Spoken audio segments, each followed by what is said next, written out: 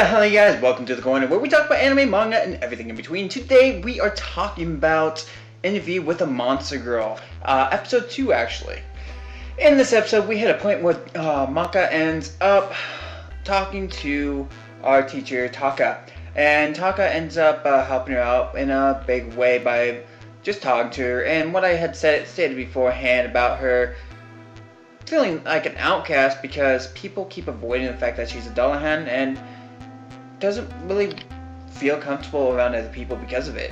So I could do a flashback of that, but I'm not doing that right now. But just so you know, I'm watching these episode by episodes, and the previous episode I have not seen yet. So it was just very convenient there. Because I think what they did with the art on this anime ends up being a little bit better. Like the character expressions, everything like that. You can tell that there's something bugging them, somebody trying to be devious or something like that. And I think that's the biggest point when it comes to this, the animation of this anime. And it brings out a lot of character to the anime. Anyways, I'm going down the wrong path here. Well, she ends up being able to talk to Taka for a bit, and as time goes on, Taka ends up learning a lot more about Dullahans because of Maka. But Maki ends up having feelings for Taka, which is a bad thing up to a point. Because for obvious reasons, Taka is the teacher and Maka is the student, and yeah, it's just not something that's going to ever happen. So what ends up happening though is Hikari ends up setting them up on a little bit of a date because that's what Maka wants to do, and they make up the excuse so if she ever does end up going on a date, she knows what she can and can't do because she likes to be held. She likes her head being held in a certain way, and they start figuring the kinks out, whether it was supposed to be a date or not, type of situation. So she knows exactly what she's going to be doing for the next time. But as time goes on, Hikari has different plans as Maka writes down in a little book because she decides to body sit.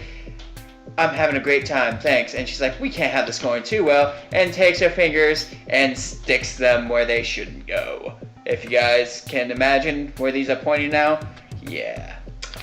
Making complication like that makes it a little bit harder for the date to go well because now she's realizing she can't leave her body alone with Hikari. Why would you leave your body alone with Hikari? She's obviously a deviant who doesn't need to be trusted here. Oh my god. But enough of that. The day ends up ending, and he gets a lot more information about Dullahans. Taka ends up talking to the principal and actually gets Maka special permissions to wear a backpack so she has hands free and can hold her head without problem, and it's a lot safer for her as well. But that's not the only thing that ends up happening here.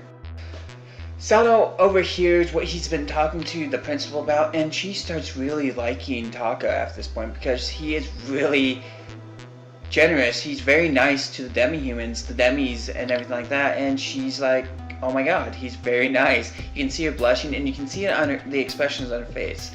And this is about where it ends because Maka gets to wear the backpack and goes to school. Taka's like, oh, I see you wearing a bag, and he let the principal take up all the credit for it and goes from there.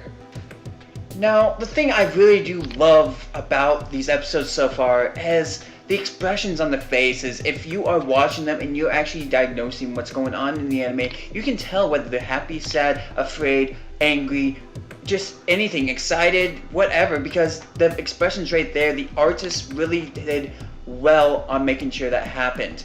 On top of that, there's always something fun that's always happening with a little bit of drama, and it still puts you in a good interview-ish type situation with an anime feel to it.